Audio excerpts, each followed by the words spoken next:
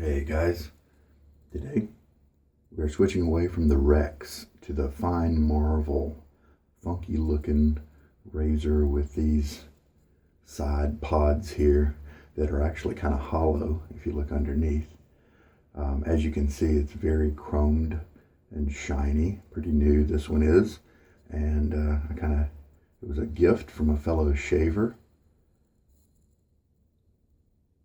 and we were trading razors, and I mean, in a way, it's a trade. But his mind was for a gift because he didn't know that I was going to give him the one that I think it was the Mercure Futur clone, a Q-shave adjustable. That's a kind of futuristic looking, and I had enjoyed shaves with it, but I like more the kind of classic looks and stuff, and so I gave that to him, and kind of a mutual give-a-thon there.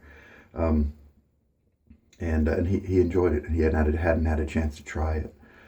This is the only, I think, just about the only razor in my collection that is not a premium metal. My vintage Gillettes are all, the brass core like they are. And then I've got the more modern, stainless steel razors and, brass, that sort of thing. And this one is the zamak, the pot metal. And so it's got chrome on the outside, but pot metal on the inside. But the reason I keep it is it gave me a good shave, and I really think it looks cool. I really like the way it looks. Maybe not quite the head design up here, but the handle. I just really like the handle. It's really neat, and I just enjoy the way it shaves. And I do have an Edwin Jagger DE89 that's still around, and a Mercure, the 34, I think, that kind of short classic guy that so many people start out with. Those are both the Zamak razors, but I never use them. With the Zamak, you do need to make sure you dry them really well, especially that bolt where they connect, because that can erode over time because it's not a premium, long-lasting type metal. However, if you keep it clean, it can last a very long time. And let's say you're able to make it last 7 years.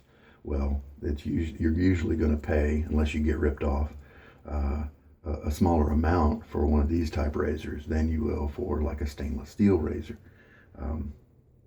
And so in a way, you kind of get what you pay for. So sometimes that's a good option for some people. I'm not dissing on the lower grade metals. Gillette Platinum is what we're going to stick in it. And this one looks like it's had 18 uses, so let's put another one on there. I have used my Nasset in this razor, and it went really well. And that was my Marathon Nasset. I can't remember which count it was. It was probably high up there because I didn't get this razor. It may have been in the hundreds or 80s or 90s, really. And sure, we'll do a razor tour of the Marvel. And this right here is the bolt that you need to make sure stays nice and dry after your shave. And it looks like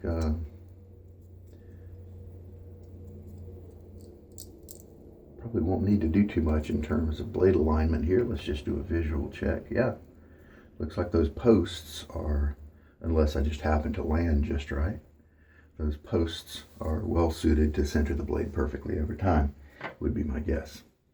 So Gillette Platinum, right? Yeah. All right. The brush for today is a Zenith B10, I believe. And it's a boar brush, as you can see, and it's been soaking now. Oh, good. I wanted a longer soak on it. And so by the time I'll use it, probably looking at about a 15-minute soak. This is part of my borathon, and so I want longer soaks to help them break in. This one doesn't really need it, but others do. But I want to treat them all fairly, just to watch them accelerate kind of at the same rate, or at least have the chance to accelerate at the same rate. Some of them definitely are not. This Zenith and my Seafarer brushes are comfortable and enjoyable to use, and we're so at use number 5. Right now we're at use number 18, and they're definitely enjoyable. The sterling and the omega that I have are being reluctant and resistant to break in, but that's all right. Maybe it takes longer, but maybe they'll be really nice once I get there. So how long a brush takes to break in may or may not be good or bad. Today is that Seafarer, is what that says. And I have already put a chunk of it in my shaving bowl, a quarter teaspoon. And so we're ready to go here. This is the one that started it all with, I felt some drag with the Rex Ambassador and realized that the safety bar and the top cap both had quite a substantial, maybe more than average, contact patch with my skin. And that's also a soap that has a high moisturizing feature to where you could walk away from the shave, maybe not even having to use a post-shave product. Well, that got me to thinking maybe that high contact patch and a moisturized skin is what caused some of the drag I experienced. So this is my other razor in my collection that has a high contact patch. I mean, look at this surface here on the top cap. That is a lot. And then there's a little bit here on the safety bar as well that should be contacting my skin most of the time. So let's see if I get any drag like I did with the Rex. All right, get my face wet. A little bit less than 24 hours since my last shave. And it wasn't a great one with the Rex. I was trying another blade, Perma-Sharp Super Stainless, I think. And it got my cheeks well, but I don't think it really did a great job right there. Okay. So we're going to take Roger Quintero Lather Bowl, 3D printed one that he printed for me, kind of him. And I'm going to shake most of the water out. And then start going at it here. If you want to 3D print one for yourself, feel free. The plans are free. Roger put them up online. There's a link in my video description. If you have access to a 3D printer, makexyz.com is a apparently reputable site that a couple of my viewers have mentioned. If you don't have access to your own, you can upload those video the files to that site and pick somebody to print it for you, and they'll do that for a cost. You know, if you're lucky, you might have somebody local who just wants to do stuff on the side and help people out. Maybe $20. Likely it'll be a little bit more than that, but I don't know that I'd pay more than $35 or something, unless you're just really interested in having this bowl. This is the extra large version. It's about 5.5 inches interior diameter, I think. Roger designed one, and he likes the smaller ones, and I like them bigger, and so he was nice enough to put different versions in those files.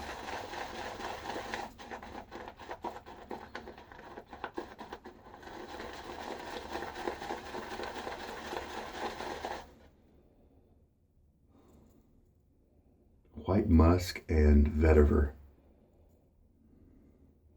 are, I think, the parts of the scent description that I'm smelling with this guy. He's very faint in terms of scent strength. I don't want to overwater him. I haven't overwatered this one yet, and I guess what I meant to say actually was I don't want to underwater him. This gives a nice, I really like this soap base from Zingari Mann. It's the vegan soap base,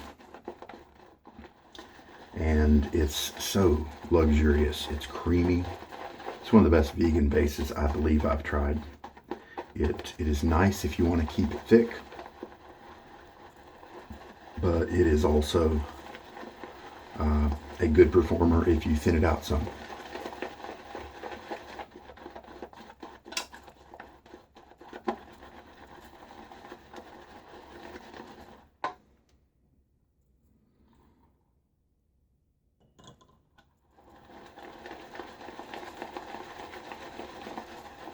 So this was the one that I used, and I started to associate that kind of drag hypothesis. And after the first shave with it, guys responded with, hey, just add some more water. And sure enough, it did reduce the drag, but it didn't eliminate it. It was still noticeable. But I've tried, I think, 5 different soap bases that were kind of moisture focused, post-shave focused. And only 2 of them, Holy Cow Buffalo and this Zingari Man, gave me any drag problems with the Rex. So Barrister and Mann Excelsior did fine. Declaration Grooming, both Icarus and Milksteak did fine. Milksteak gave me some drag if I mixed it a little too wet, but that would have been my fault and not Milksteak's fault. Let's feel this guy. He looks nice. Yeah, I don't think I want to go any thinner than that.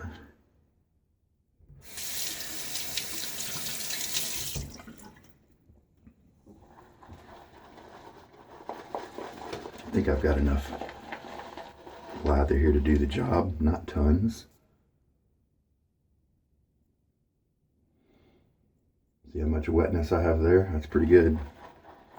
That is a nice, well-hydrated lather. Now, I'm not saying it's the best lather to use, because this is kind of a subjective hobby we have here, and you may like yours thicker. There are some reviewers online who put out regular reviews, and pretty good ones in general, but one thing that they do is they tell you what consistency the lather should be. And I mean, to me, that's like telling you how short you should cut your hair. It's just a subjective thing that goes according to whatever your preferences are. All right, so let us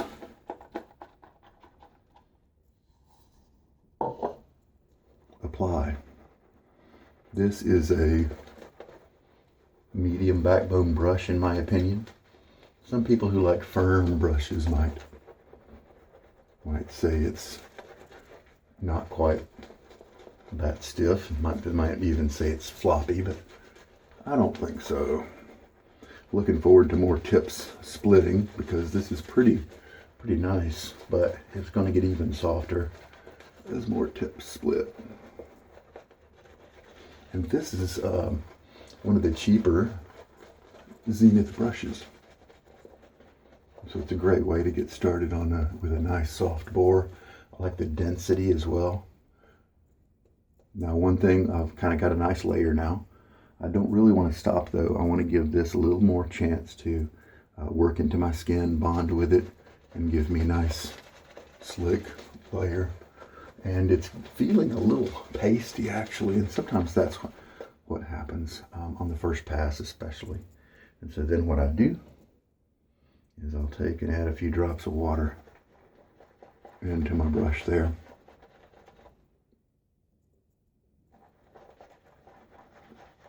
And I tilt my head over so that the water comes back to the tips instead of going out the base of the knot.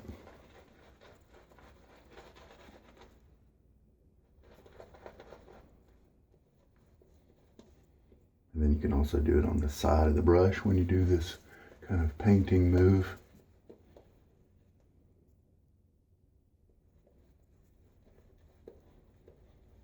And you can feel for the lather getting more, creamy.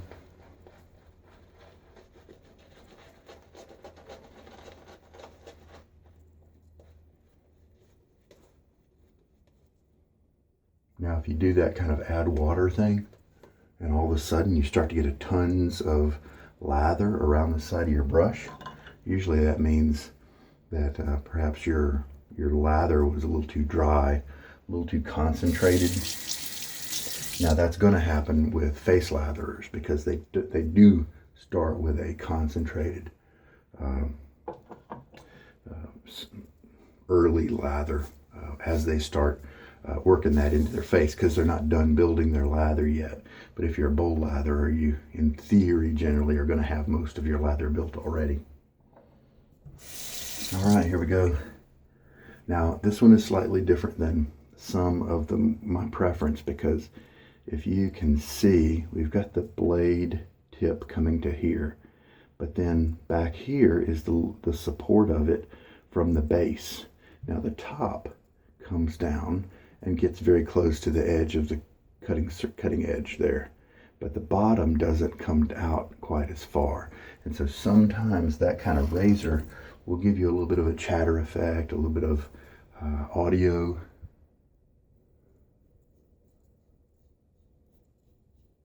This one's not really doing that. That's good. That's my preference. Some people really like the audio. I don't, because it means that there's movement and chattering and vibrations.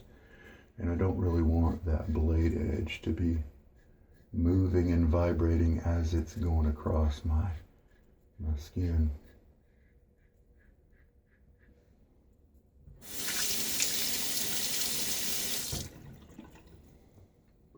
I am getting a little bit of drag here.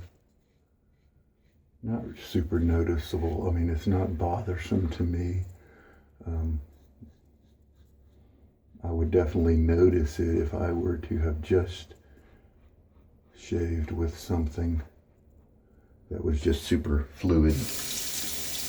And sometimes you get a razor that slides around like grease lightning.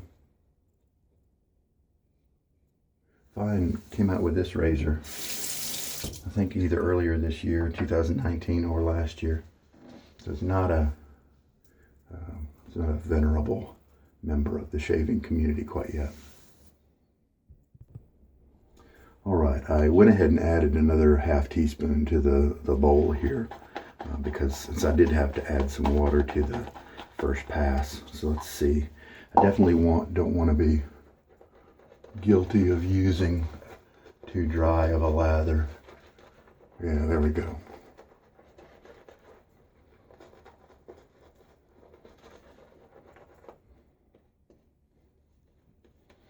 Now, you know, the boar brushes are not going to be as soft. Kind of like you'll always be able to find a badger that's softer than pretty much any boar.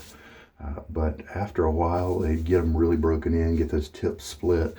There are some that are really going to be soft, really soft.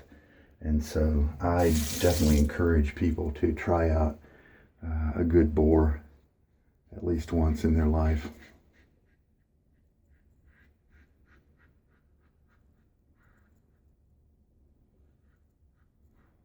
Kind of that same amount of drag here. Cross grain pass now is the second one.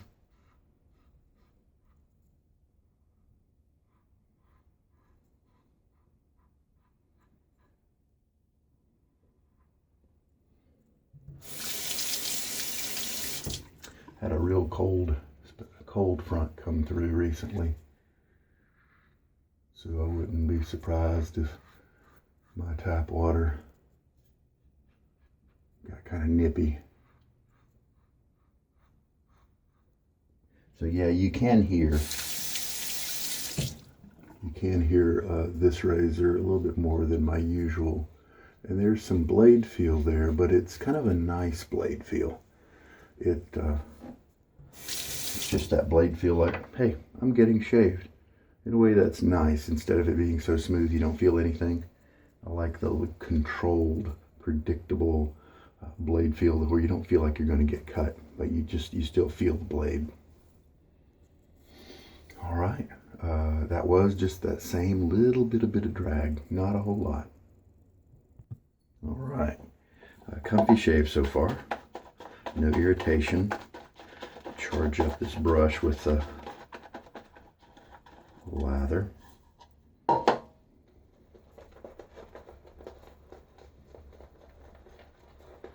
Again, when you're shaving your third pass and even your second one, you can kind of immediately go to this kind of painting stroke.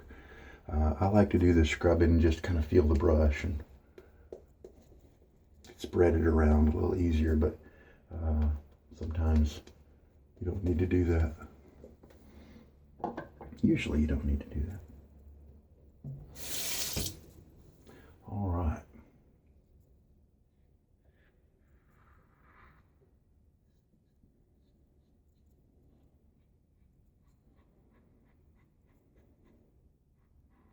Cross grain now on my face. I just kind of do 2 passes of that.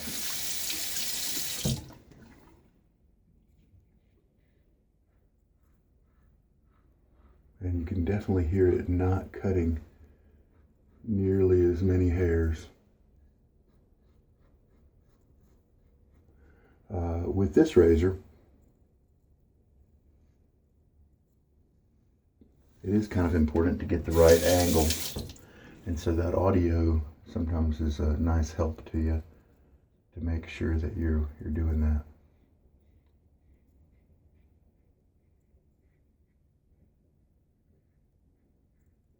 And remember, always keep a light touch. Pressing harder is not going to be your friend. And there we go, 3 passes. Let's check out the little trouble spot right here. Not bad, yeah. Not bad at all. We'll do a touch-up right there.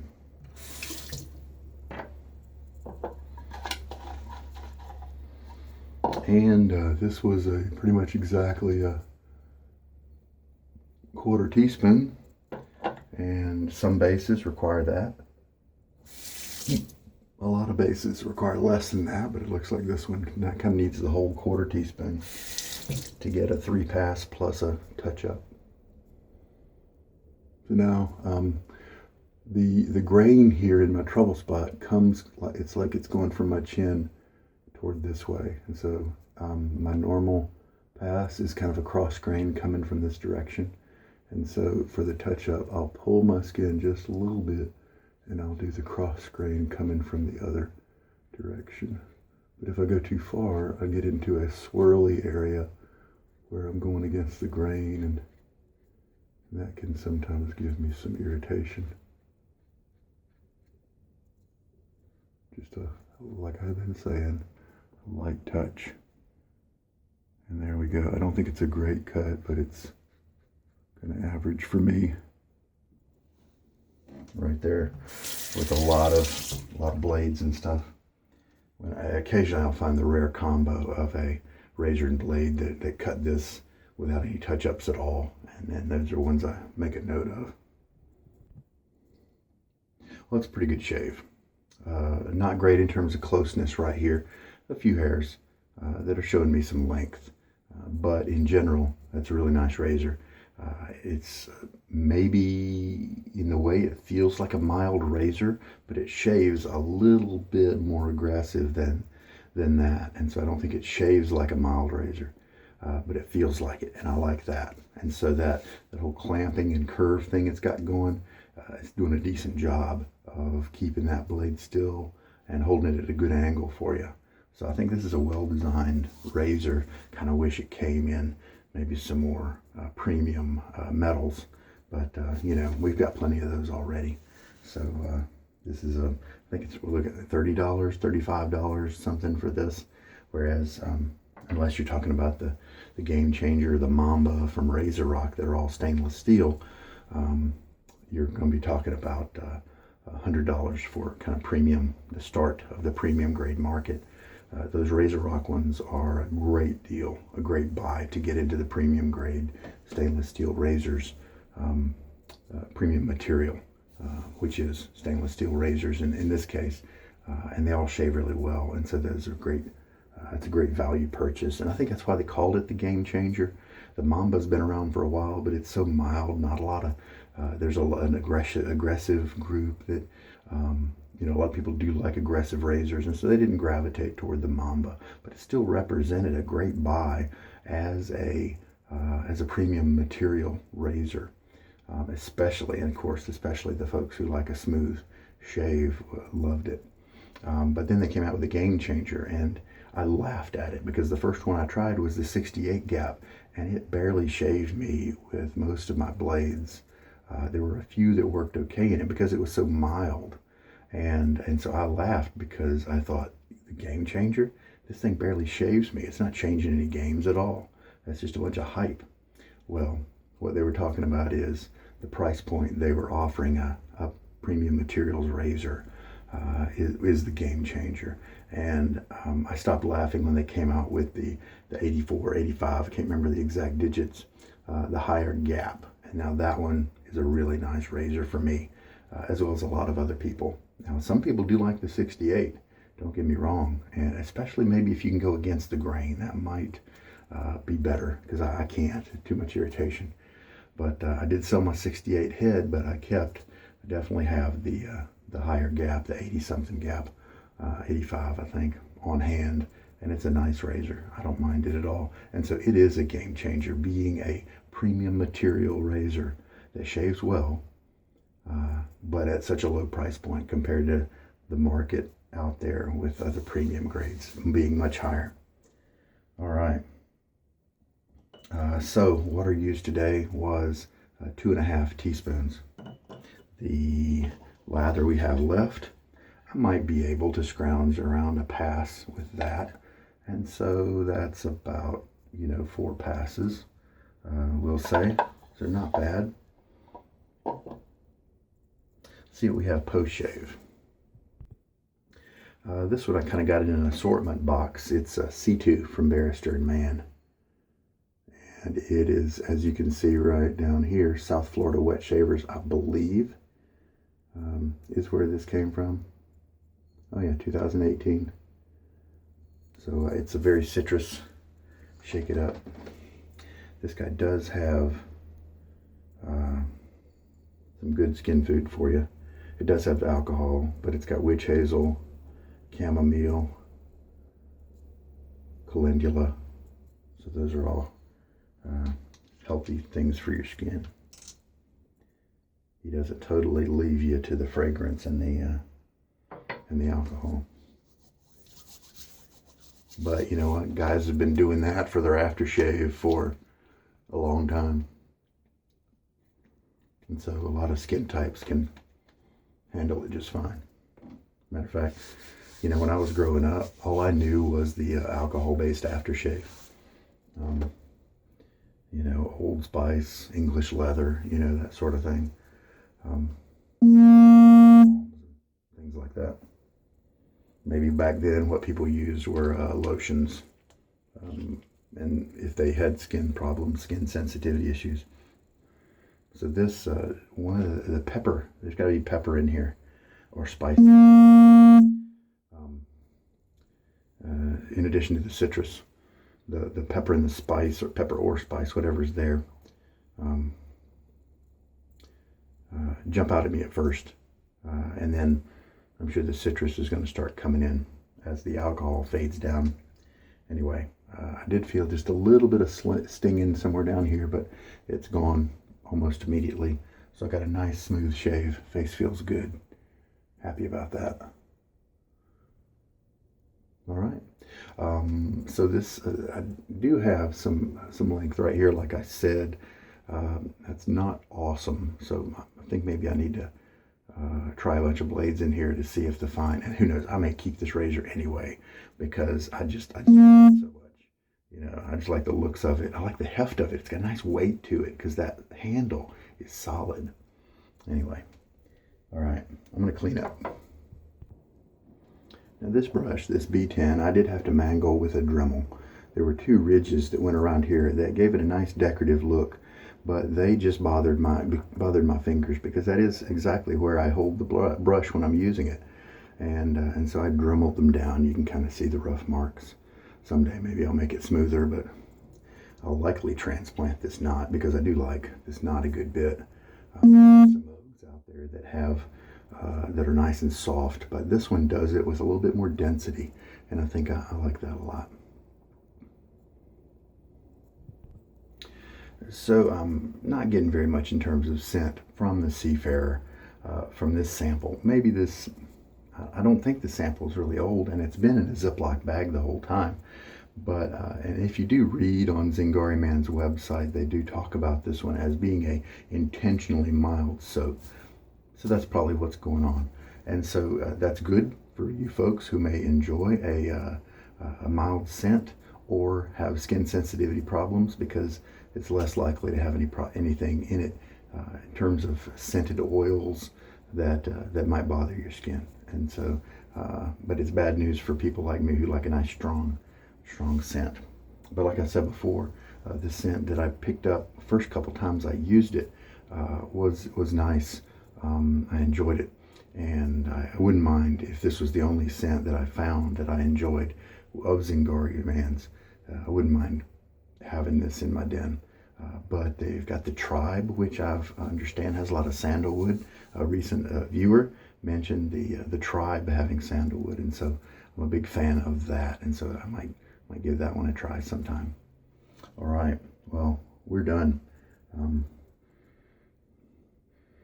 This splash just kind of has more of a peppery scent. The citrus isn't really, kind of coming in yet. That's interesting. How about that? Well, this is the cold weather, so kind of a spicy scent is kind of appropriate, and I'm sure the citrus will step in at some point. All right, well, there we go. This is Sugar Daddy Shaves, and thank you so much for watching. I hope there was something here for you that helped you out. All right.